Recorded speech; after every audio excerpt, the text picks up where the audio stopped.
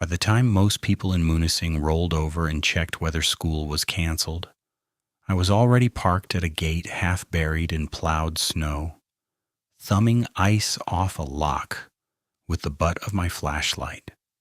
Winter in the Upper Peninsula didn't care about your plans.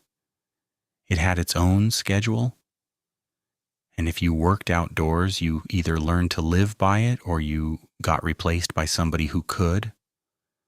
I'd been a ranger long enough to stop noticing the parts of the job other people called hard. -10 at dawn. Wind that turned your eyes into faucets. Drifts that swallowed trail markers you'd set yourself 3 weeks earlier. It was just work.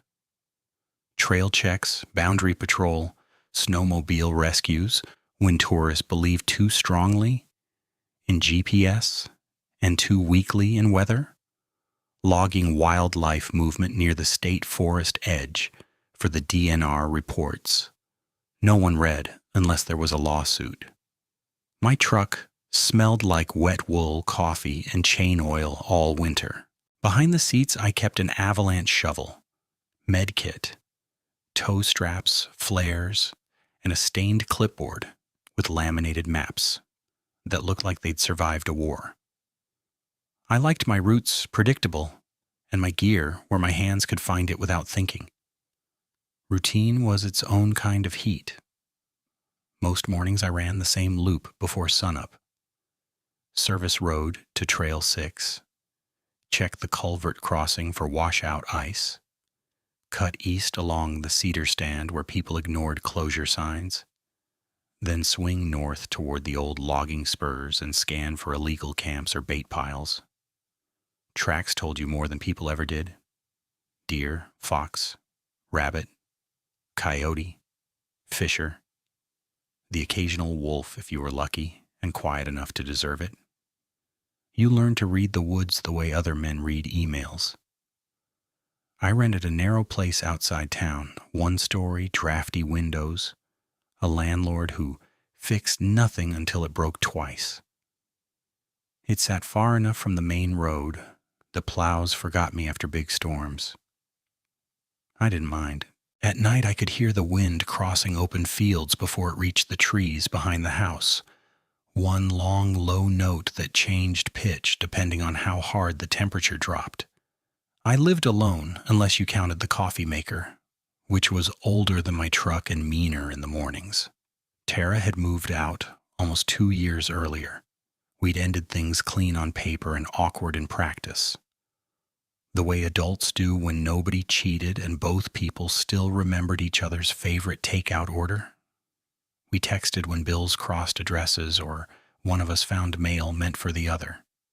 She worked at the clinic in town and saw everyone's worst days, so she had no patience for drama. I respected that. We kept it civil. Distant but civil. My father called that sensible. He was retired downstate, former electrician, still woke at 5:30 because habit doesn't retire when people do. We spoke every Sunday night at 7 like church bells. If I didn't call by 7:05, he'd wait 1 minute and call me first. "You alive?" he'd ask. Still vertical. Eating anything that didn't come out of a gas station wrapper? Sometimes chili counts as a vegetable. "You're impossible." The same script every week. It should have felt stale. Instead, it felt load-bearing. Off hours in winter belonged to the lake. Before dawn on my days off, I'd hitch my battered plastic sled to a rope belt, haul auger, rods, heater, and bait bucket across hard-packed snow, and drill holes while the sky was still that colorless blue before sunrise. Lake Superior's inner bays iced unevenly, and every year someone from out of county confused frozen with safe. I never did. I carried a spud bar, checked thickness every 100 yards, and listened for the wrong noises underfoot. Hollow booms, ice speaking in stressed vowels. I had a little shanty, patched with duct tape and pride. The hinges squealed. One window was plexiglass from a retired storm door, and if wind came in from the north, I had to wedge a glove into the frame.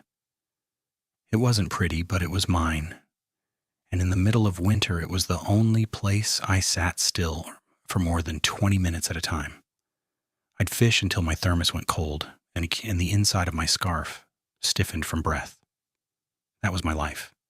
Practical, repetitive, quiet. Weather report before bed, radio chatter at dawn, checklists, mile markers, small talk at the station. I liked knowing what sounds belonged where. Snowmobile in the distance. Fine. Ravens squabbling over gut piles. Expected. Coyotes yipping after dark from the cut line. Normal. Branch snap from a deer in crusted snow. Normal. Everything had a place in the pattern. The first break in that pattern was so small I almost missed it. It started with tracks, or really the lack of them. On a Wednesday in late January, I parked at one of my regular access points near the state forest boundary and stood there longer than I needed to, looking at fresh powder untouched, except for my own boots. We'd had light overnight snow, enough to print everything. Usually by then I'd see fox crosshatches, rabbit loops, maybe the neat slots of deer cutting toward low brush. Nothing. A blank white field from tree line to ditch. Cold pushed them deeper, I muttered to nobody and wrote it in my notebook like that made it objective. By Thursday, the ravens were gone from a fish cleaning area near the public launch.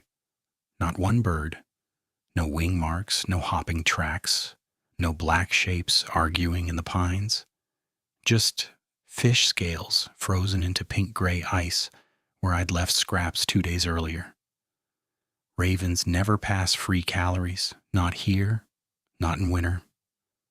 I stood with my hands in my pockets and listened to the silence until it felt impolite, like I was interrupting something. Friday after sundown, while checking trail posts near a marsh edge, I realized I hadn't heard coyote yips in 3 nights. Maybe 4. I didn't fully trust memory in cold weather, so I pulled old field logs when I got home. Same dates previous years, regular activity along that corridor, calls around dusk, occasional howls later. This week, nothing. I told myself the packs had shifted range. Happens. Then came the deer. I saw the first group on County Road H58, just past a bend where plows stack walls shoulder high. 4 does, and a yearling stood near the road cut, close enough for me to catch eye shine in my headlights. Not strange by itself. What was strange was the stillness. They weren't feeding, weren't pawing. All 5 faced the same dark strip of trees and held there, heads up, ears fixed forward as if waiting for a starter pistol. I slowed. One turned its ear toward my truck, then rotated it back to the timber without moving its feet. "Go on," I said through the windshield. "Move." They didn't. I rolled past and watched in the mirror until the curve took them from view. 5 minutes later, another cluster 2 miles up. 3 deer, same posture, same direction, as rigid as decoys. The next morning I found 12 sets of deer tracks in a crescent, near a plowed pull-off, all overlapping in circles, but none entering the trees they'd been facing. At the station I mentioned it while thawing my hands around a burnt coffee pot. Could be wolves pressuring from inside cover. Rick, my supervisor, said without looking up from paperwork. Rick had worked 29 winters and trusted whatever explanation involved the fewest new problems. Or somebody feeding near the road. Wouldn't they bolt when vehicles pass? He shrugged. Maybe they're dumb deer. Deputy Ken overheard and grinned. Maybe aliens. You boys see lights again? Helpful, I said. He spread his hands. What? February does weird things to people. I laughed with them because that was easier than sounding dramatic over deer behavior. Still, I started taking longer routes, checking closed zones for illegal bait piles, scanning for dog tracks from loose hounds, looking for signs of someone running animals with machines after dark. Nothing clean, nothing obvious, just a growing sense that the woods had shifted 1 inch out of alignment. The morning I heard the loon call, it was still fully dark and cold enough that each breath burned twice. I was heading to the lake before dawn, dragging my sled over crust that squealed under my boots. No wind, just that dense winter quiet where even your jacket seems too loud. Out over the ice, a faint crack echoed, then settled. I remember thinking the day might actually be good for fishing. Halfway to my usual spot, I heard it. A loon's wail rising in the distance. Inland. I stopped and listened. Another call came. Same pitch, same length, but too evenly spaced. Like a recording loop with someone counting between presses. Loon calls in summer have variation, a pull and wobble to them. This sounded measured, practiced. Wrong season, wrong location, wrong rhythm. I switched off my headlamp and stood in the dark, trying to place direction. Not the lake. Behind me, from the forest line, along shore. Probably a speaker, I said under my breath. Maybe some idiot kids trying to creep out fishermen. Maybe somebody's ringtone bouncing weird in the cold. Sound did strange things over snow. The call came again. Closer, maybe, I couldn't tell. I cut my line short that morning, packed up before sunrise, and told myself I had paperwork anyway.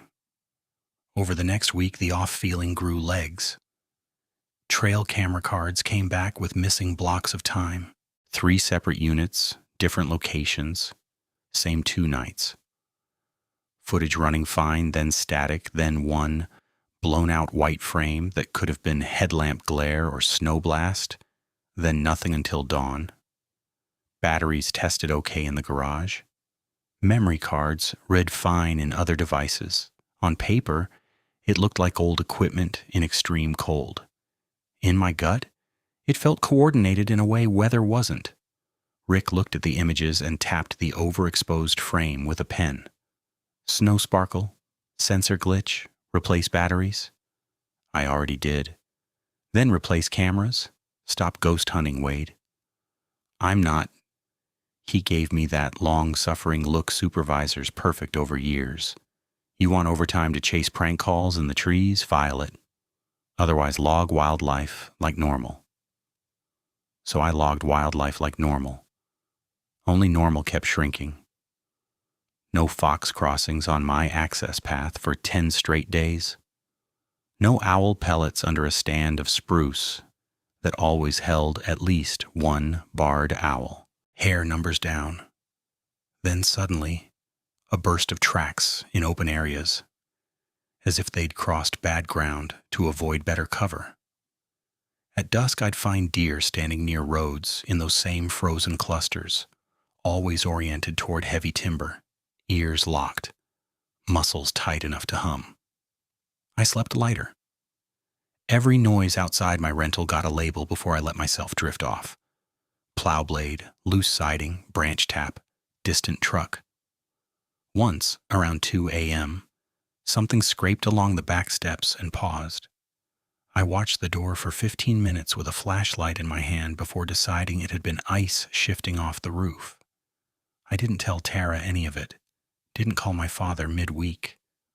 No reason to spread nerves around. 2 nights later, I stayed late on the lake, chasing one more run before weather turned. Wind had polished the ice to dull steel and pushed snow into low ridges that caught at my boots. By the time I packed my rods and heater, the shoreline was a black line of spruce and jack pine against a moon-washed sky. I clipped on my headlamp and started back. Sled rope pulling at my hip. About halfway in, I looked up because Something felt off in the way you feel being watched before your brain catches up. Two bright points hung between tree trunks at the edge of shore. At first I thought owl shine, but they were too high, 7 feet, maybe more, and too far apart. Not yellow like deer, not green like most Canaids, pale, almost silver white in my beam. I stopped walking, the sled kept sliding a foot, then settled. The points didn't bob or sway, they held dead steady, then shifted sideways in one smooth line. No bounce, no crunch, no sound of weight in snow. Just a lateral glide behind the spruce, like they were attached to something that knew exactly how to move without announcing it. I raised my light directly at them. Nothing, no eyes, no shape, no retreat noise. Just trees and shadow and a strip of wind-etched snow where the shore met ice. I waited maybe 30 seconds, maybe 3 minutes. Couldn't tell. My mouth tasted metallic, like I'd bitten foil. "Bear?" I said aloud, then immediately knew how stupid that sounded in February this far north. "Person?" No answer, no movement. Behind me, the open lake made that low, distant, booming sound it makes when pressure shifts under deep ice. I didn't run. Running on night ice gets people killed. I walked faster than I should have, every few steps, shining my lamp left and right, cataloging each trunk, each drift, each shadow, so my brain could stop inventing shapes. When I reached my truck, I threw the gear in without sorting, climbed inside and locked doors I never locked out there. As I turned the key, something cracked in the tree line behind me. One sharp, deliberate snap, heavy enough to carry over windless dark. Not branch fall, not ice. Wait, I sat with the key, half turned, engine shuddering, heater fan whining up slow like it didn't want to be here either. My breath fogged the windshield so fast I had to wipe a circle clear with my sleeve. I kept looking at the rear view mirror, then the side mirrors, then straight ahead, like if I moved my eyes enough I could force something ordinary to happen. Nothing did. No second crack, no shape crossing the lot, no eyes. After maybe a minute, maybe 5, I threw the truck in drive and eased out, tires chirping on hardpack. I told myself not to floor it. People who panic drive on ice become paperwork. At the first bend, I killed my headlights for 2 seconds and looked back at the launch through moonlight. Dark shoreline. Empty lot. Trees standing still. I flicked the lights back on and kept going. By the time I reached the county road, my hands hurt from gripping the wheel. I flexed them one at a time and tried to run possibilities in order, ranger style. Black bear. Unlikely, but not impossible if one got disturbed. Person with a flashlight, more likely. Large owl with weird angle. Possible. My own depth perception off after hours on open ice. Very possible. The snap could have been a frozen limb, delayed drop, temperature stress. Could have been anything, could have.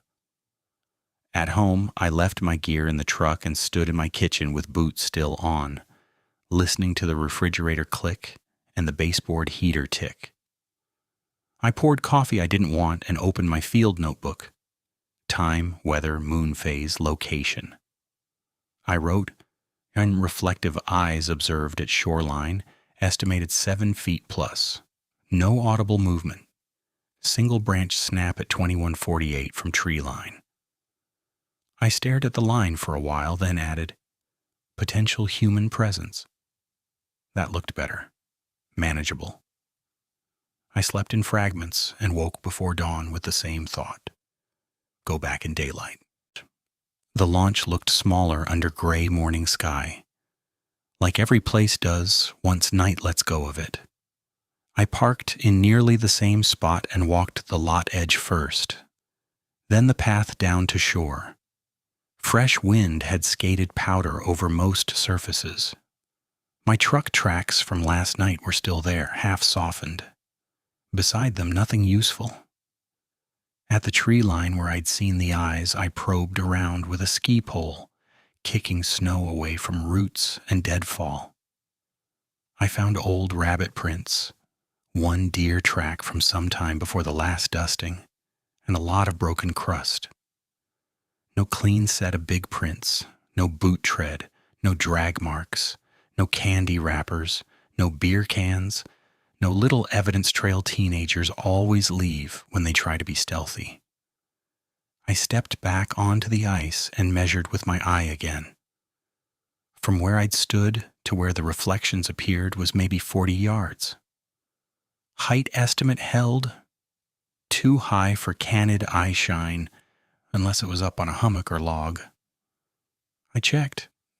Nothing tall enough. On my way out, I stopped at the bait shop off M28, where old men traded rumors before sunrise. "You hear about kids messing around at the launch?" I asked the owner, Ed, while he counted minnows into a bag. He snorted. "Kids in this cold? They can't make it from truck to gas pump without whining." "Anybody running speakers out there?" "For what?" "To spook fishermen." He gave me a long look. "Wade, if this is about that loon call thing, half the county hears sounds that aren't there once we get 3 weeks of hard freeze. Ice carries weird. Brains get tired." "Right," I said, just asking. Back at the station, I pulled trail cam housing from the shelf and swapped in fresh lithiums anyway. If I couldn't prove what I saw, I could at least remove excuses. I logged 3 deployment sites: launch perimeter, old cedar cut line, and a narrow game corridor near the marsh where deer had been clustering. I angled one camera higher than usual, chest level plus, and another at near vertical, just to catch eye line if something tall came through. Rick watched me label cards and shook his head. "You're still on this?" "I'm doing my job." "Your job is trail maintenance and public safety, not chasing mystery eyes." "Public launch is public safety." He sighed like I was a stubborn teenager. "Fine. But if this is another battery complaint, I'm not writing requisitions because you got spooked by an owl." Deputy Ken came in halfway through and caught just enough to grin. "What did I miss? Mothman Task Force?" "Go write tickets," I said. He laughed and leaned on the counter. "For real, though, we had a call last year. Guy swore a wolf stood upright behind his shed. Turned out to be his satellite dish with snow on it. Great story. Point is, dark plus winter equals dumb conclusions. I wanted to snap back that I'd worked these woods in every month, every visibility condition, that I knew the difference between a dish and eyes. Instead, I slid SD cards into labeled sleeves and said, "Noted."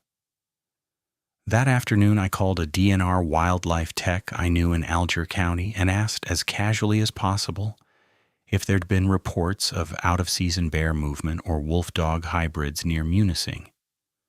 "Wolf-dog hybrids?" she repeated. "From where, someone's backyard breeder operation?" "Just covering options." "No bear den disturbances reported. Wolves normal range. Why?" "Deer bunching weird near road edges. Some odd eye shine report from anglers. Could be pressure from a transient pack. Could be feeding behavior if people are dumping hay again." "Would deer hold position with vehicles passing?" "Sometimes, especially if they're fixated." "On what?" She gave a little laugh. "If I knew exactly, I wouldn't be a tech." That night I checked camera placements by headlamp and radioed my locations like protocol demanded. I heard my own voice, calm and flat through dispatch. Same as always, and took comfort in it. At camera 1 near the launch, all fine. Camera 2 by Cedar Cut Line, Fine. Camera 3 at the marsh corridor had shifted a few degrees, strap loose. I tightened it, stepped back, and noticed the snow in front of it was disturbed in broad smears, like something had passed close, then pivoted. Wind could have done part of that. Could have. I crouched and traced one indentation with a gloved finger. No clear toes, no hoof split, no pad. Just a compressed oval too big for fox, too elongated for deer. Could have been 2 tracks overlapping. Could have been my own boot from setup yesterday, deformed by thaw freeze. Could have. I replaced the card, made sure the infrared indicator blinked, and walked out with my light sweeping left-right in strict rhythm, as if method itself could keep my pulse down. The first card check came up mostly empty. Drifting snow, 1 raccoon somehow still determined to exist, and a doe passing at 311 with ears pinned hard forward. The second camera caught static bands for 12 seconds at 147, then a white bloom that overexposed the frame. After that, black until morning. I replayed it 5 times, changing brightness and contrast. Nothing. Rick glanced over my shoulder, saw static, and made a face. Cold interference. All 3 sites are glitching on the same window. Then it's atmospheric. That's not a diagnosis. It's enough for payroll. I asked Ken if anyone had reported trespassers near the restricted winter zones. He checked the logs, shook his head. Only complaint was some guy hearing bird screams by the south access. We marked it nuisance wildlife. What kind of bird screams? He shrugged. Caller said loon in January. I felt a small, cold line run down my back. Ken noticed and smirked. Don't tell me the loon got your name too? I stared at him. What? He raised both hands. Joke, man, relax. I didn't laugh. For 2 days I stuck to daylight patrol and paperwork longer than necessary, telling myself I was just clearing backlog.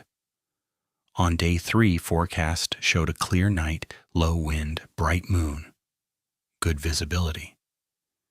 If there was a person out there messing with cameras or lights, this was the night to catch them. I signed out late patrol without fanfare and told dispatch I'd be checking launch perimeters and trailhead lots. Copy Ranger Caldwell. I almost corrected her to wade out of habit, then didn't. The lake looked like brushed aluminum under the moon. Wind had stripped most loose powder off the surface and stacked it in low snakes around pressure seams. My boots squealed each step. I wore my service sidearm, flare kit, radio, and a handheld spotlight clipped to my chest. I left the truck running for a minute while I scanned shore with binoculars. Nothing moved. Routine check, I said aloud, hearing how thin my voice sounded in open cold.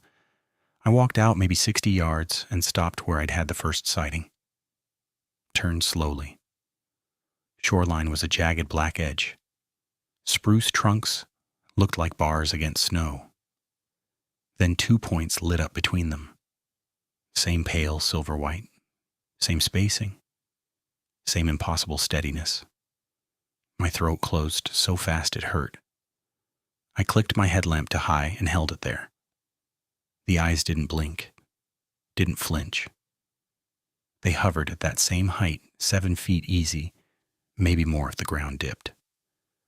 Sheriff's office, I shouted because that was the first lie my brain grabbed.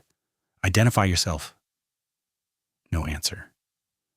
The eyes shifted left in a smooth, level glide, like a camera on a track.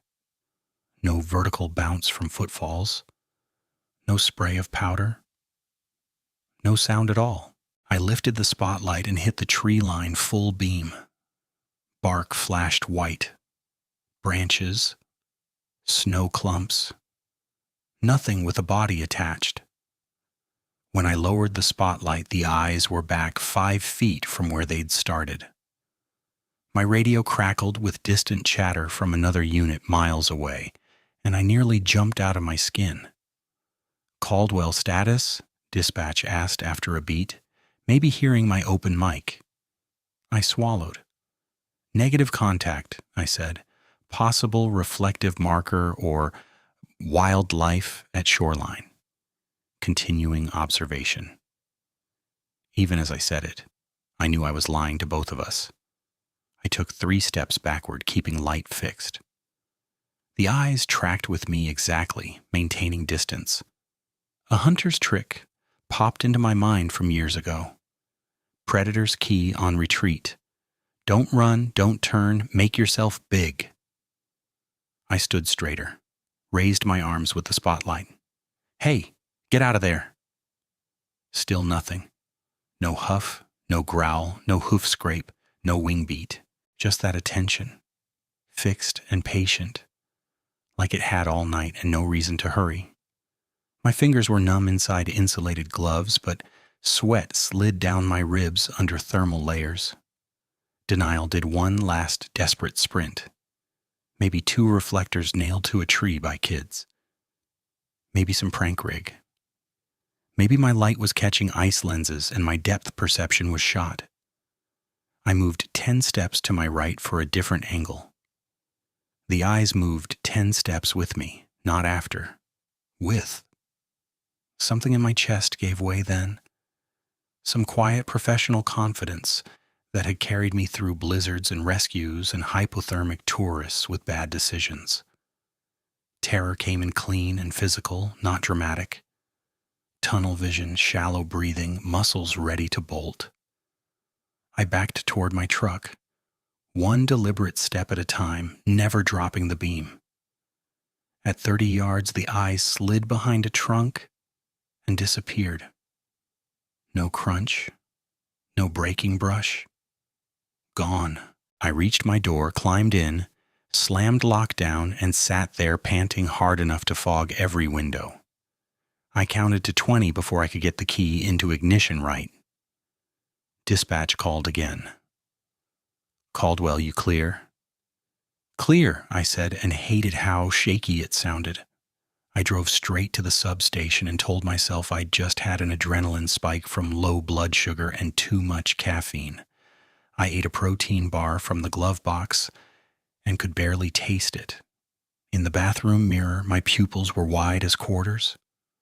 When I got home, I wrote in the notebook, "Eyes observed again. Height and spacing inconsistent with known species. Silent lateral motion." I stared at that line, then struck through the word known. 2 nights later, wind came hard from the northwest and scraped the ice nearly bare. I should have stayed in, but not going felt worse. Avoidance turns fear into fact, and I wasn't ready to hand it that. I told myself I was doing 1 final confirmation pass.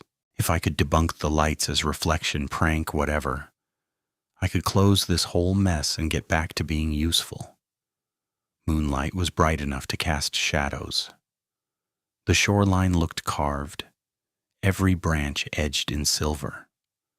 I parked farther down this time, near an old access lane by cattails, and walked out with my collar up against wind.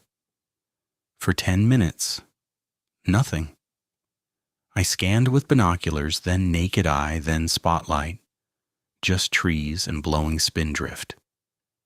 I started to feel stupid in a manageable way, which was almost relief.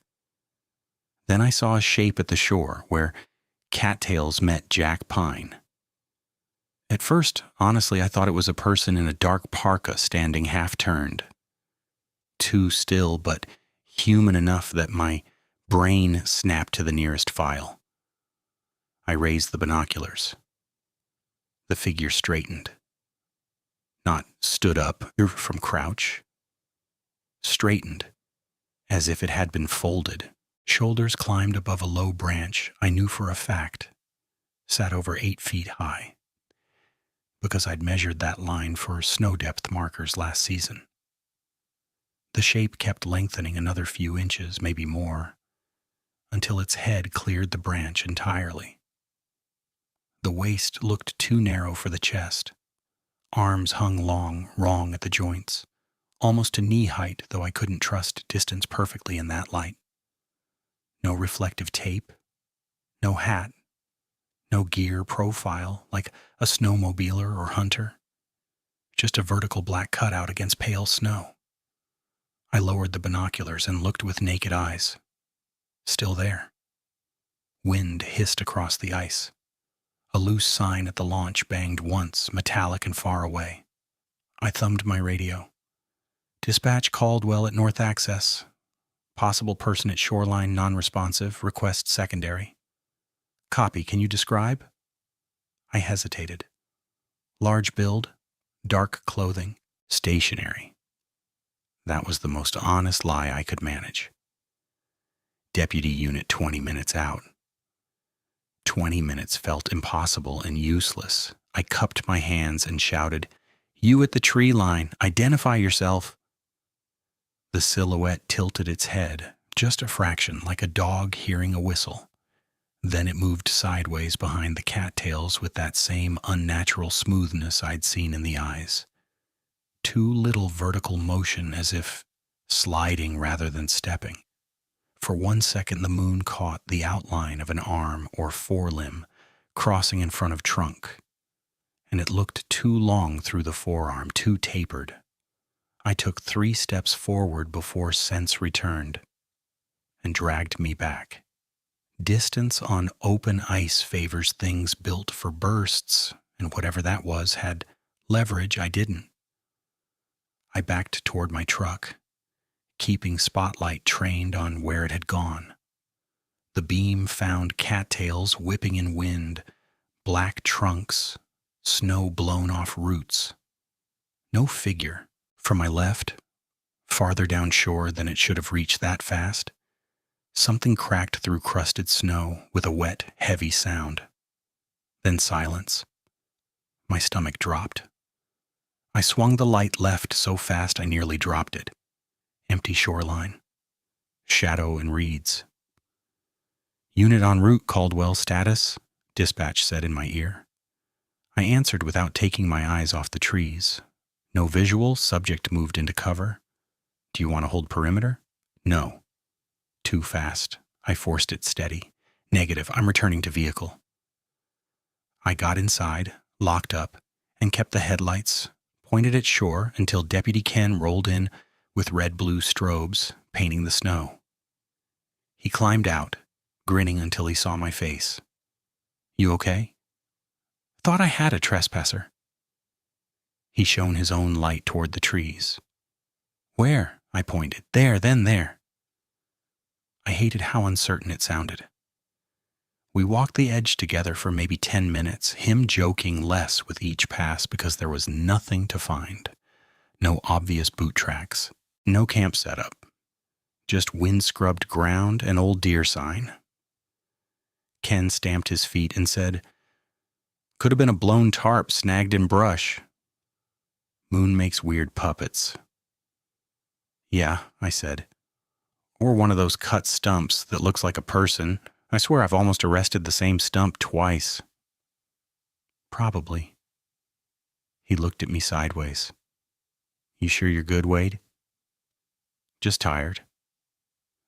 Back at the station lot, he clapped my shoulder. "Get some sleep. Stop watching horror movies." I gave him a thumbs up and drove home with both hands locked on the wheel. In my driveway, I sat with the engine off and listened to it tick down. The house lights were all dark except the porch bulb. Familiar. Safe enough. I told myself what Ken said was right. Wind plus moon plus fatigue. A stump, a shadow, a trick of depth. Eyes were reflectors. Movement was blowing branches. Height was bad angle and adrenaline. By the time I unlocked my door, I'd almost shaped it into a story I could live with. Almost. Almost lasted until I opened the mudroom door. I always kicked my boots off on the black rubber mat and hung keys on the second hook from the left. Habit. Predictable. The kind of tiny system that keeps your head straight in winter when every day looks the same. My boots were still on when I saw the mat. It had been dragged 6 inches toward the back door, folded at one corner like someone had hooked it and pulled. Not a lot, not dramatic, but wrong. I lived alone. I was the only person with a key, and I hadn't moved it. I stood there listening to my house breathe, heater ticking, pipes knocking once, wind leaning against the siding. I made myself check every room with a flashlight, even though all the lights were on. Kitchen, living room, bathroom, bedroom, utility closet. Nothing missing that I could see. No broken lock, no open window. At the back door, though, there was a smear on the lower glass. Not a handprint exactly, more like 4 pale streaks dragged downward through frost. Parallel, spaced too far apart for gloved fingers. Could have been branches and wind. Could have been anything. Could have. I dead-bolted both doors, wedged a chair under the back knob like a movie idiot, and sat at the kitchen table with my notebook open and pen uncapped for 20 minutes without writing a word. When I finally slept, I did it on the couch with the TV on low and my service pistol on the coffee table. By daylight, everything looked less convincing. The streaks on the door had melted into nothing. The mat could have shifted when I came in with wet soles. I told myself this while brushing snow off my truck, while driving to the station, while pretending to read email. Then I opened the rear door of my truck and found my thermos. I hadn't put it there. I kept it in the front cup holder on the patrol days. It was upright in the back, centered between toe straps and flare bag like someone had placed it carefully. The lid was loosened exactly 1 turn. My stomach dropped in that fast, hollow way that makes your knees feel delayed. I looked around the lot. Rick's Tacoma, Ken's County Cruiser. Snow plow idling near the gate. No one paying attention. I tightened the lid, moved the thermos back to the front, and did not mention it to anyone. By noon, I'd made the decision I'd been trying not to make. I was going back at night, but this time with the snowmobile. If something was moving parallel to shore, I needed speed and angles, not boots on open ice. I signed out one of the department sleds under shoreline perimeter check, grabbed extra batteries, and left before I could talk myself out of it. Wind hit hard after dark, sweeping loose powder into ghost ribbons across the lake. Moonlight came and went behind fast cloud, turning everything from silver to black in pulses. I unloaded the sled near the north access and let the engine idle while I checked my helmet light and spotlight. Dispatch Caldwell. Beginning perimeter run from north launch, I said into the radio. Copy, Caldwell. Advise status every 15. I eased onto the ice and kept speed modest at first, following a wide arc that paralleled the cattails where I'd seen the silhouette. The sled's track bit and hissed. Engine noise swallowed most other sound, which was exactly what I hated about it. I couldn't hear anything coming. At 200 yards out, I killed throttle and listened. Wind. Ice ticking, nothing else. I moved again, cut south, then looped back tighter toward shore, headlamp sweeping trunks.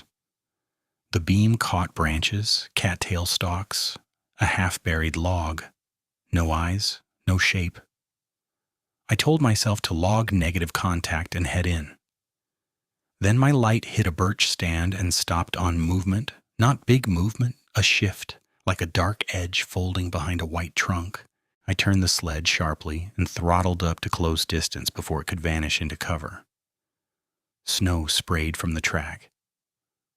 I cut the engine 50 yards from shore and coasted, spotlight up, trying not to breathe too loud. The beam found it for maybe 2 seconds. That was enough. A head in profile, longer through the muzzle than any wolf I'd seen, frost beading along a tapered snout. Fur matted dark at the neck and shoulders, clumped with snow, and something that looked wet even in the cold. One arm, if it was an arm, curved around the birch trunk, and the hand at the far side was pale against bark. Not pawed, not padded, but jointed fingers. Too long, flexing one at a time like it was testing grip. My brain refused it. It kept trying to swap in bear, man, moose, anything it already understood. None of them fit. The mouth opened. Not a roar, not a growl. A wet clicking chatter, rapid and uneven, like teeth tapping glass. The jaw worked sideways once, then forward, as if aligning pieces that didn't belong together. The lips, if they were lips, pulled back and shaped something almost like a word. My name came from 10 feet to my left. Wade. Clear. Close. Human enough to freeze my blood. I snapped the spotlight left. Empty ice, blowing snow. The thing was still to my right, half behind birch, mouth moving. Wade, the left side said again, softer, amused. Every hair on my arms stood up so hard it hurt. Primal fear isn't panic. Panic is noisy. This was silent and absolute, an ancient part of my body taking over and informing the rest of me that I had made a terminal mistake. I fumbled for the flare pistol clipped to my chest, got it free, and fired without aiming high enough. Red light arced low and hissed across the ice, painting the trees in blood color for 3 heartbeats.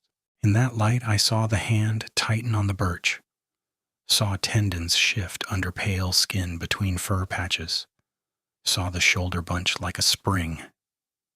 I didn't wait for more. I dumped the spotlight, kicked the sled into gear, and launched backward in a fishtail so violent I nearly rolled. The track caught, straightened, and I hammered throttle until the shoreline was a black smear behind me. My radio barked. "Caldwell, status, we got your flare discharge."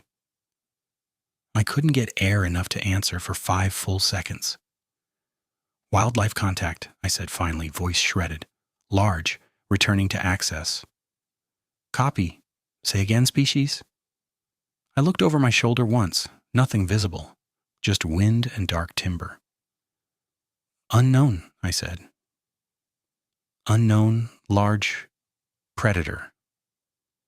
I didn't go home right away. I sat in the substation parking lot with the engine running and my gloves off, palms flat on the steering wheel so I could watch them shake. I could still see the fingers on that tree. By the time I unlocked my front door, it was after midnight. The porch light had burned a yellow circle into drifting snow.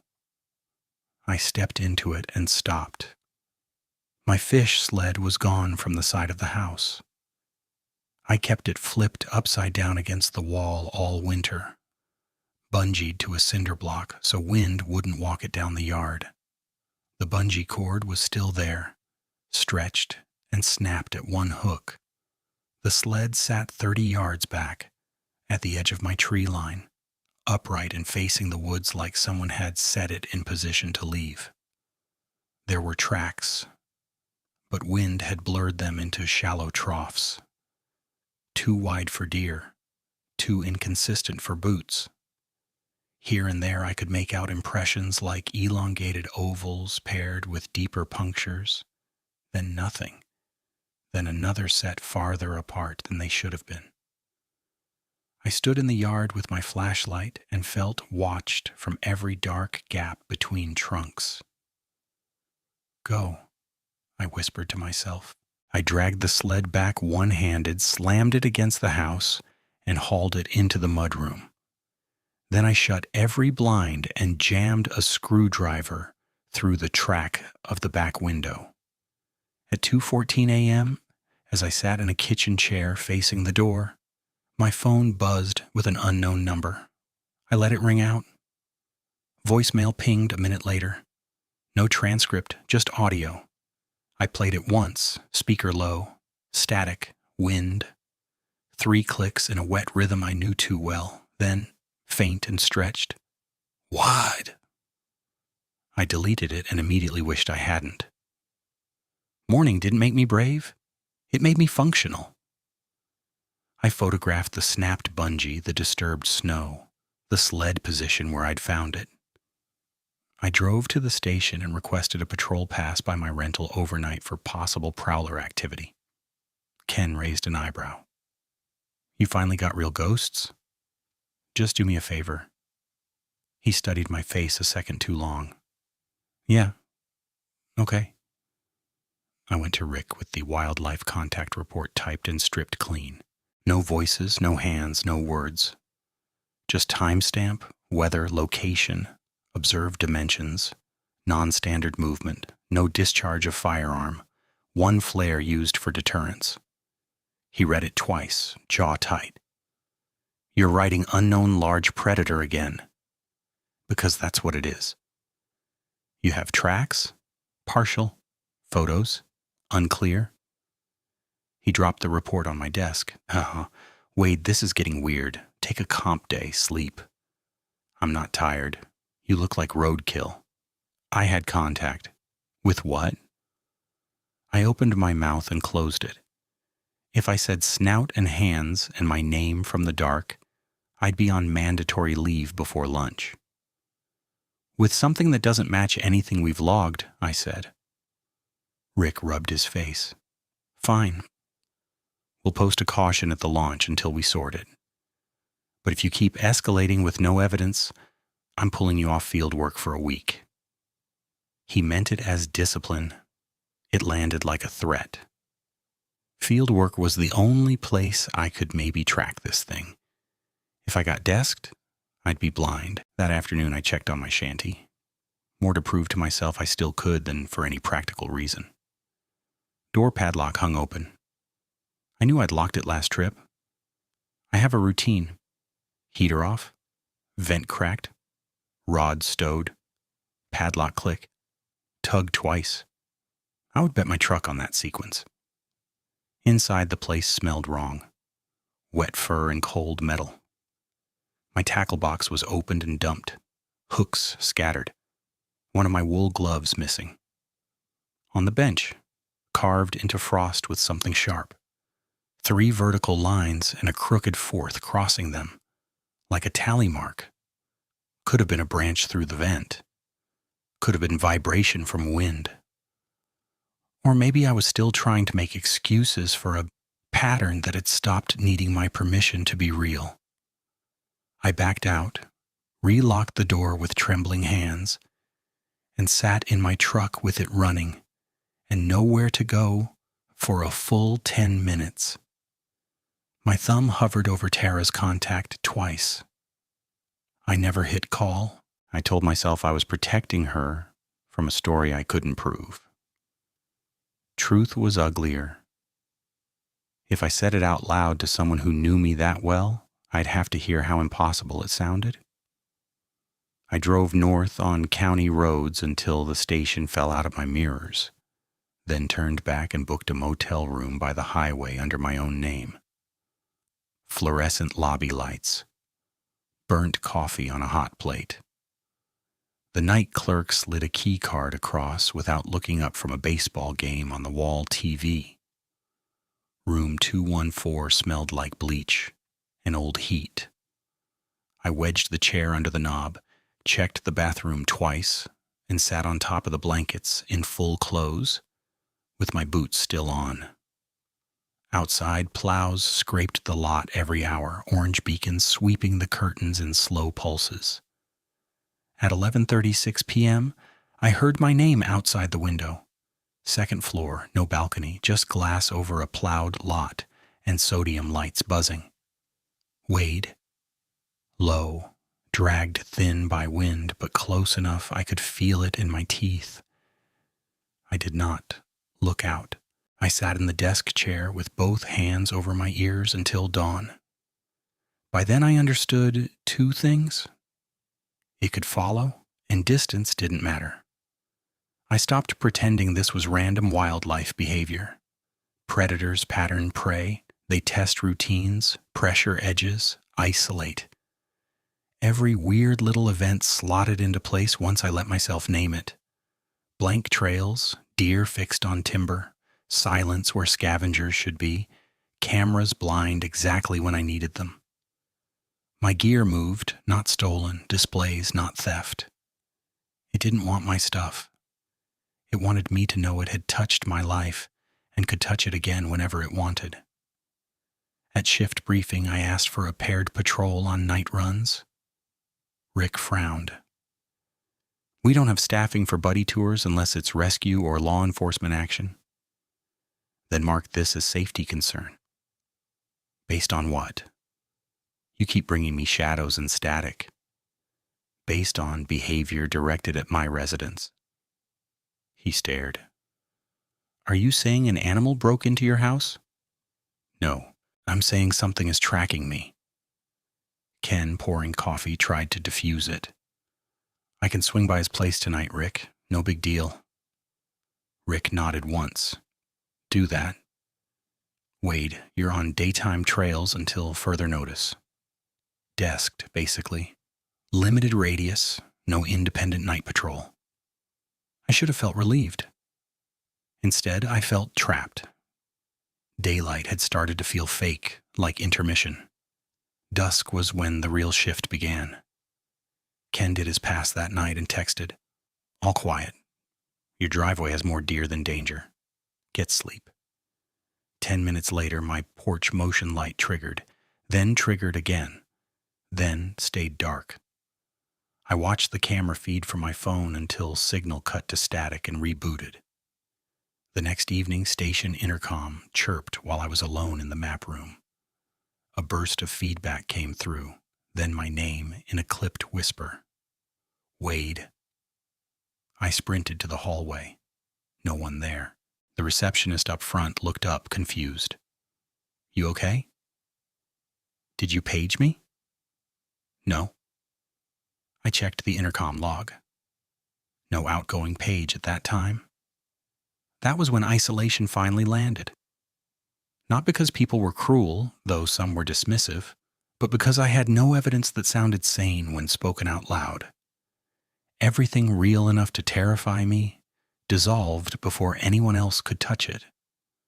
By Friday, a storm watch was posted, rising wind, heavy lake effect bands overnight, visibility expected near zero after midnight. We were already short because 2 rangers were out with flu. Rick pulled me aside at 5:20 p.m., keys in hand. Need you to run signage and closure checks at north and west accesses before it dumps, he said. Quick in and out. I stared at him. Night? Starts at dusk, yes. You know those routes better than anyone. I'm on daytime. You're on whatever keeps tourists from driving onto bad ice. He softened a notch. Ken's tied up on a rollover. I don't have another body. I almost refused. Job over fear. Fear over job. The scale kept tipping both ways. Fine, I said. Quick in and out. I took a county sled loaded with extra barricade tape, reflective closure signs, flare kit, and emergency blankets. The sky had that dirty purple look storms get before full dark. Wind already gusted hard enough to rock the trailer at stoplights. At the first access, I posted closure boards and found fresh footprints heading past them toward the lake. One set in, none out. Could have still been out there. Could have turned along shore. Maybe they'd doubled back where the drift erased everything. I radioed dispatch for a welfare sweep. Static answered, then a clipped copy I barely caught. At the second access, my handheld lost signal entirely. No bars, no squelch, just dead hiss. Snow thickened fast, flakes slanting sideways under headlamp. Tree line went from visible to suggestion in minutes. I kept working by muscle memory, fingers numb through gloves as I cinched sign straps. When I finished, I turned toward the parking pull-off and stopped. My truck was where I left it. The road beyond it was gone under blowing white. And between me and the truck at the edge of the lot where plowed berm met timber stood that shape, too tall, too narrow at the waist, shoulders moving slightly with breath like bellows under wet fur. No eye shine this time, just black on darker black. My radio clipped to my chest, clicked and spat one broken syllable. Aid. I took one step backward toward open ice. The shape shifted left to cut that line. I pivoted right toward the tree break and saw another movement there. Lower but fast, circling.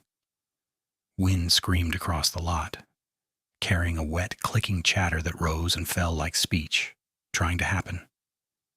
There was no clean path to road, no signal, no partner unit close enough to matter. Only the lake behind me, wide and blind in storm dark.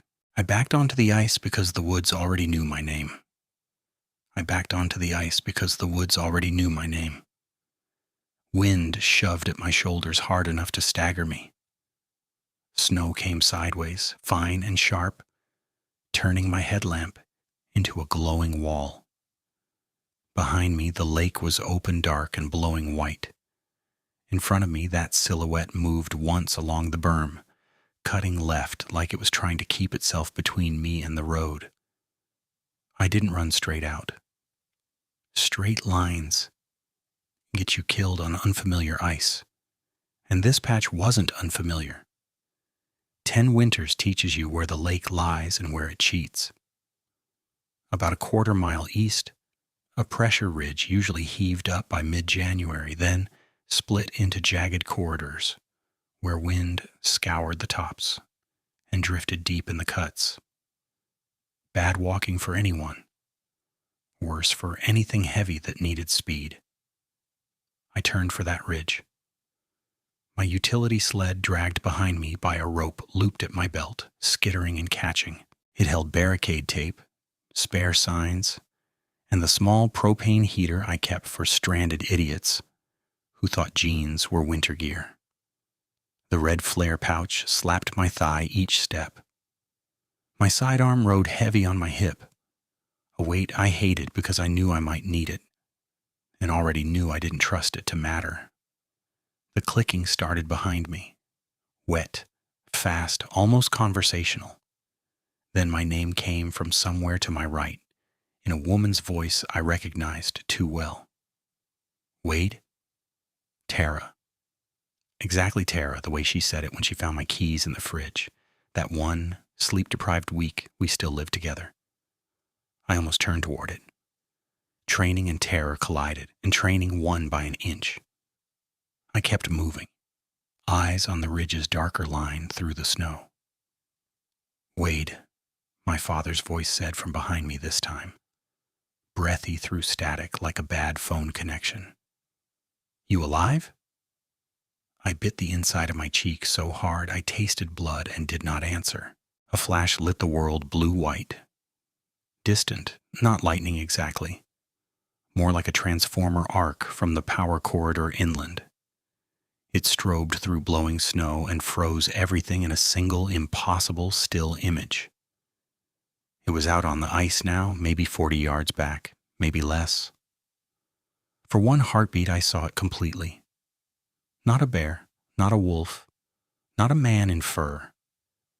It stood taller than any person I'd met, shoulders broad as a door, chest deep and hard under matted black-brown fur clotted with ropes of snow. Its waist narrowed too sharply, then flared into hips, built wrong for upright walking, because the legs below were predator legs, hind-jointed, bent, ready to spring. The forelimbs hung long, elbowed too low, ending in pale, almost human hands, with too many visible joints, fingers slick with melt and ice. Gray skin showed through hairless patches along the ribs and throat, scarred-looking, puckered, as if fur had never grown back there. Its head was the worst part. It was a long canine muzzle, yes, frost-crusting whisker pits, black nose split with old pale lines. But the eyes were set where they should not be, too forward, too level, disturbingly human in placement and focus, not animal bright, aware, studying. Its jaw worked sideways, then down, as if speech hurt it. When it said my name, the voice came layered, one deep, one high, and one echoing from the trees behind me where nothing stood. Wade. The flash died. Night slammed back in. I moved. I yanked the sled rope free from my belt and hurled the whole sled downhill toward a shallow dip. Plastic clattered over crust. Metal signs banging loud as gunshots. The propane heater bounced out, rolled, and struck a ridge of ice with a hollow clang, hissing as the valve snapped open and leaked fuel stink into the wind. I ripped a flare from my kit, struck it, and planted it upright in a crack with both hands.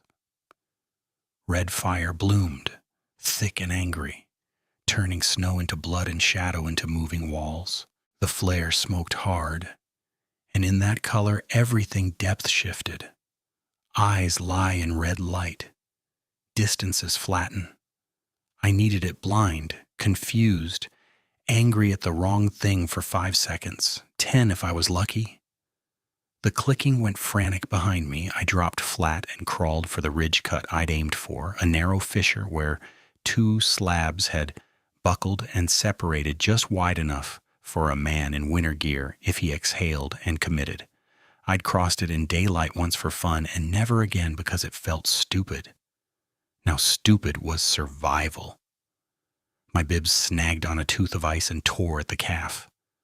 Pain flared hot, then went numb. I shoved through anyway, chest scraping, breath fogging into my hood. Behind me, the flare hissed and spat. Something hit the sled with a crash that shuddered through the ice under my ribs. I rolled over the lee side and slid 3 feet down hard-packed drift, then came up on one knee and looked back through the split. Red light strobed off moving limbs. I saw one hand slap down where I'd been, fingers splaying, nails, long and pale, raking ice for purchase. It pulled itself forward with terrifying control for a body that size. Then it launched. Not at me. At the noise and fuel stink where the heater hissed and the sled still rattled in wind. The edge ice near shore was rotten under fresh snow. I'd warned anglers about that exact patch every year. Its weight broke through with a crack, like a tree exploding. One forelimb punched down to shoulder depth. Then the chest followed in a spray of black water and shattered plates. The sound that came out of it wasn't a howl, it was a layered bark scream that made my teeth ache. It thrashed once, twice, tearing at slush and crust, trying to lever itself up, while rotten edge gave way under each heave. I didn't stay to watch a third try. I ran bent low along the lee of the ridge toward where I'd left the department snowmobile 50 yards out on thicker ice, nose pointed toward access.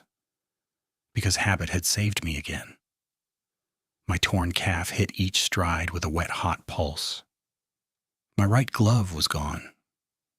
I didn't remember losing it. Behind me, water hammered ice. Then silence, then my name again, farther back, furious and thin in the wind. I reached the sled, fumbled the tether cord twice, got engine spark on the third pull. The machine coughed, caught, and roared. I swung on, jammed throttle, and shot forward with the track fishtailing before it bit. I did not look back. Snow erased the world to 10 feet. I navigated by muscle memory and terror. Keep the wind quartering left, angle for the access post. Avoid the old crack line near cattails. Twice I nearly rolled crossing drifted hummocks. Once the skis clipped hidden chop and kicked me sideways so hard, my helmet smacked the handlebar. My radio was alive with broken voices I couldn't parse over engine and wind. I thumbed transmit and shouted, "Mayday, Mayday! Caldwell off North Access. Active wildlife attack. I'm injured. Returning substation. Static swallowed half of it. I sent it again. And again. By the time the plowed lane appeared through blowing snow, I was shaking so hard I could barely feather throttle to avoid slamming the barricade. I ditched the sled half in, half out of the lot, stumbled to my truck and almost fell trying to climb in because my left leg stopped taking orders for a second. Door, lock, key, go. Headlights tunneled through whiteout as I drove too fast and still not fast enough. Wipers iced every 30 seconds. I wiped a peephole clear with my sleeve at stop signs and ignored 2 of them completely. Halfway to the substation, the passenger side window fogged from the inside, and I heard, very close to my ear, a wet 3-click rhythm. I screamed once, loud and ugly, and punched the radio mic so hard it cracked. "Talk to me," dispatch shouted through static. "Still driving," I said, voice shredded. "Still driving." I made the substation lot mostly by momentum. I parked crooked against the curb and sat there with both hands locked on the wheel because my fingers would not release. Someone yanked my door open. Cold air flooded in. Wade, hey, look at me." Ken. Snow crusted on his jacket shoulders, face pinched tight instead of joking. I tried to answer and my jaw clattered.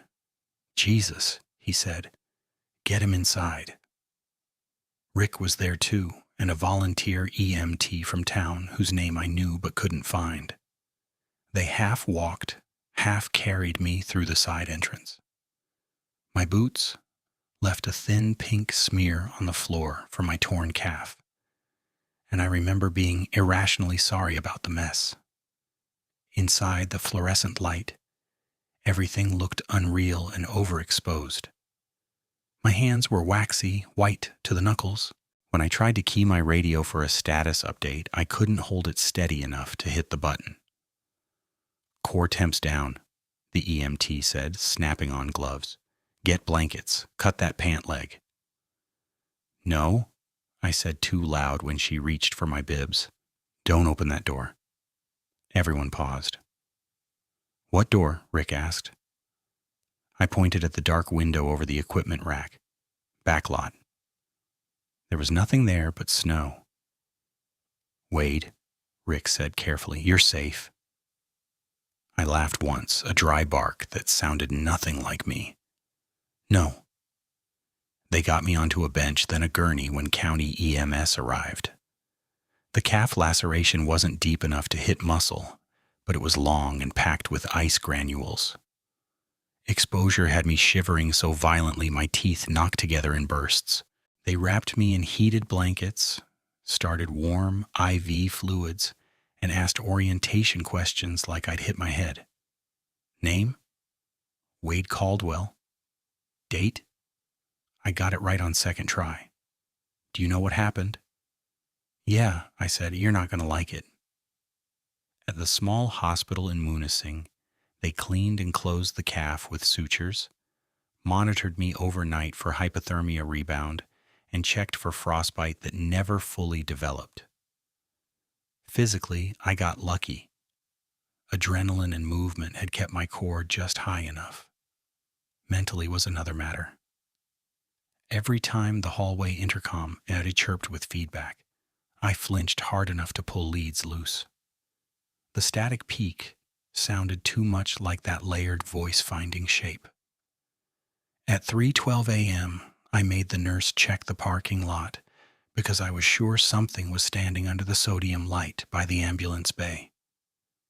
She came back gentle and tired and said, "Only snow, Wade." I believed her for about 60 seconds. Morning came gray and thin. Rick arrived with coffee in a paper cup and sat in the plastic chair by my bed like he was waiting out a storm no one else could see. "You gave dispatch one hell of a call," he said. I stared at the cup in his hands. I used the word attack. "You did." Silence held. He cleared his throat. I need an incident statement before end of shift. Sheriff's office wants one too. Okay. He waited like he expected me to start talking. I didn't. I wrote the report that afternoon at a workstation under humming lights. Left leg bandaged and stiff. Hands still intermittently trembling when I stopped concentrating. Incident type: unknown, large predator interaction. Location: north access. Coordinates attached. Conditions: blizzard onset, low visibility, high wind, radio interference. Sequence while posting emergency ice closure signage, observed large dark animal form near tree line. Animal advanced onto ice. Defensive flare deployed. Withdrew via known safe route to vehicle/snowmobile. Sustained laceration to left calf during movement across pressure-ridged ice. No firearm discharge. Recommendation: temporary closure of north and west accesses pending wildlife assessment. Public advisory on unstable shoreline ice and after-dark travel restrictions. I attached weather data, GPS points, photos of my injury, and a map of the rotten edge zone where it broke through. I did not write. It said my name in my father's voice. I did not write. Its hands looked like ours. I did not write. It knew where I lived. Rick read it once, jaw tight, then nodded. This I can file. Sheriff's deputy took a matching statement and asked if I wanted to add anything. I said no. He tapped the form. You sure about species unknown? Positive. Bear that, didn't Den, maybe? Could be, I said, and hated myself for how quickly it came out. Because here was the math. If I told the full truth, best case, I'd be pulled from duty as unstable, sent for psych eval, and turned into station gossip by lunch. Worst case, word leaked, and every thrill seeker with a drone and a GoPro would hit those woods trying to get famous, and people would die on bad ice, chasing a story with my name on it. So I made it bureaucratic. Unknown predator. Unsafe conditions. Close access. No further comment. That evening, discharged and limping, I sat in my truck outside Tara's apartment and stared at her lit kitchen window for 10 minutes before knocking. She opened the door in clinic scrubs, hair tied back, expression already halfway to concern when she saw my gait. What happened to your leg? Can I come in? She stepped aside without a word. Her place smelled like basil and laundry soap. Normal human life. I stood by the table and realized my hands were shaking again. Wade, she said softly, sit. I sat. She brought water, then crossed her arms, and waited in that way she had that made lying feel childish. Work incident, she asked. Yeah. That's not all. No. She looked at me for a long second. Are you in trouble? No. Did you hurt someone? No. Then tell me. I told her everything. Not the trimmed report. The whole impossible, humiliating thing from deer at the roadside to voices outside the motel to the full sight on the ice. I expected interruption, skepticism, pity, something. She didn't interrupt once. When I finished, the room was very quiet except for a radiator click. Tara rubbed both palms over her face and blew out a breath. Okay. Okay? I almost laughed. That's your take? My take is you are not a dramatic person and you don't scare easy, and you're sitting here shaking through a sweatshirt because you believe what you saw. She met my eyes. So I believed that you experienced it. That is not the same as believing it was real. It's real to your nervous system either way. She leaned forward. Are you sleeping? No. Any drinking? No. Any thoughts about hurting yourself? I blinked. What? No. Good. Then, first things first. You don't stay alone tonight. I'm not. You can crash on my couch, or I can come to your place and make sure you don't sit in a chair till dawn listening for noises. Pick one. The tenderness in that practical tone almost broke me. Couch, I said. She nodded once, stood, and grabbed an extra blanket from a closet like this was a snow day plan and not my life splitting in half. I requested transfer off winter patrol in March. Rick read the form and looked up. Administrative mapping? You hate desk work. I hate night ice more. He set the form down slowly. This is because of that incident. Yes. He leaned back. Off record, you have a trauma response doesn't make you weak. Means you got scared bad. Off record, I said, I agree. He signed. I can move you to mapping and permit review by May. But I need you to talk to someone. Like HR. Like a therapist. I didn't answer. By spring breakup, I was indoors most days, digitizing trail closures, updating boundary shape files, writing maintenance notes for routes I used to run by feel in the dark. It paid. It was warm. It felt like being wrapped in cotton with a siren faintly playing behind it. Sunday calls with my father changed tone, whether I wanted them to or not. You sound tired, he said one night. Long week. Your long week voice usually has jokes in it. I stared at the apartment wall. Had a bad field incident this winter. You get hurt? Leg cut, nothing permanent. Long pause. You get scared? I swallowed. Yeah. He was quiet another beat, then said gentler than I expected. When I got shocked on a panel in '94, I couldn't walk into a mechanical room for months without feeling my heart in my throat. Thought I was losing it. I wasn't. I was injured in a way people can't see. He cleared his throat. Talk to somebody trained. Not just your old man. I'm fine. That's not what I asked. By June, after the third call where he asked the same thing and I gave the same answer, I made an intake appointment just to stop dodging him. Therapy wasn't cinematic, no breakthrough violin music. A small office in Marquette because I started driving down for sessions on my days off to avoid seeing anyone I knew in Munising. The therapist, Dr. Levin, asked for timeline, symptoms, triggers. I gave him facts like report language. He listened, then said, You organize fear by data. That's useful. We can work with that. I hated that he was right. Summer helped because summer always helps. Light late into evening, people outside, noise in town. I almost convinced myself winter had been a one-time fracture. Then second season came. Early December, I was leaving the station at dusk after a mapping shift when I heard it from the trailhead across the lot. Soft, stretched by wind between parked trucks. Wade. I froze with one hand on my door handle. No one stood there. Just signage, packed snow, and a line of spruce beyond. I got in the truck and drove south without signing out properly. 2 weeks later, same thing at a different trailhead while salting steps near closing time. My name from the trees at the exact moment light dropped from gray to black. I resigned in January.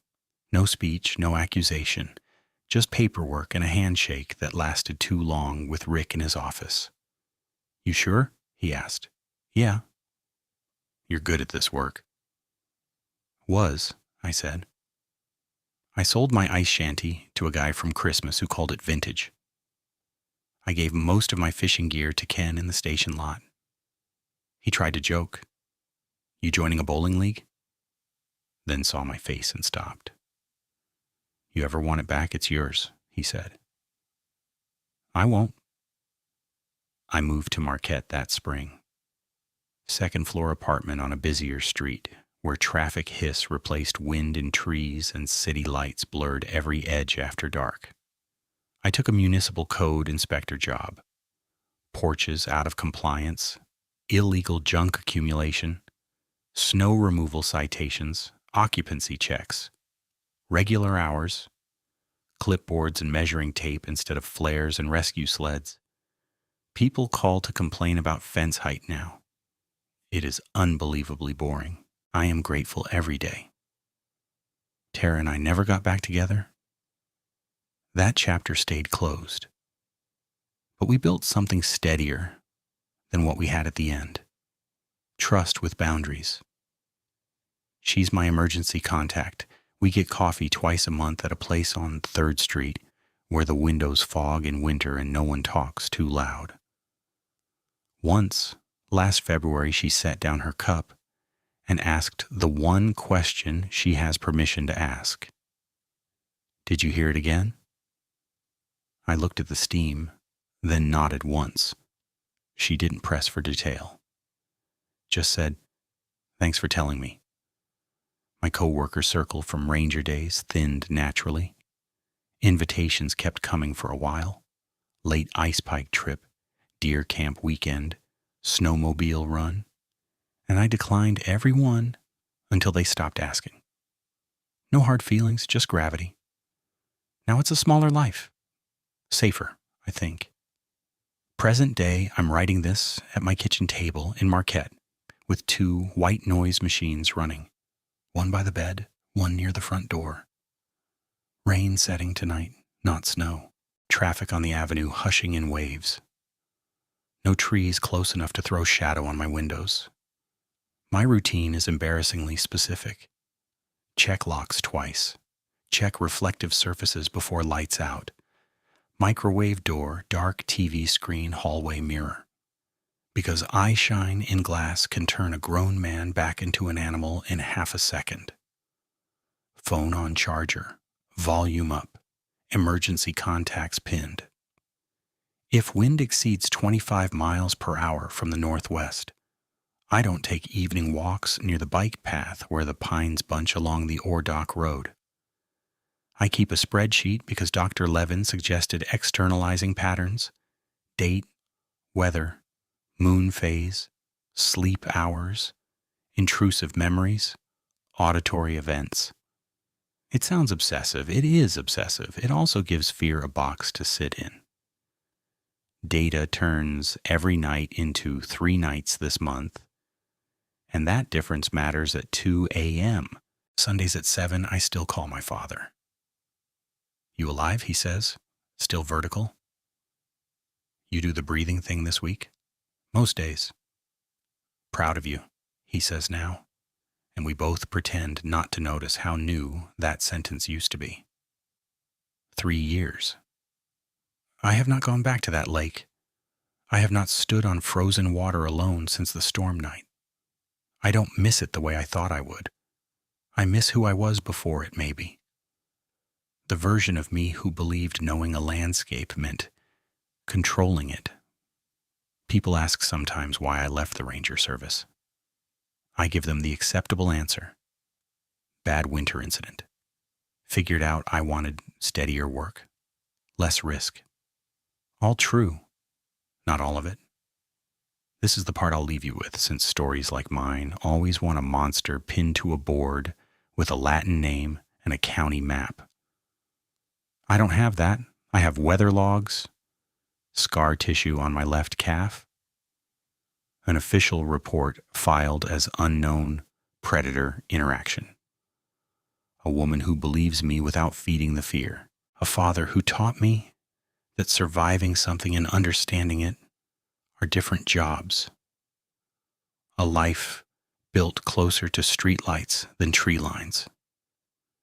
And on certain windy nights when traffic down on Washington lifts and falls just right, I still hear my name in it, thin and stretched and almost amused. When that happens, I stand at my 2nd floor window, look out at brake lights and wet pavement, and say it out loud until my pulse slows. Road noise, city wind, pavement, not pines. Then I close the blinds, turn up the white noise, and go to bed,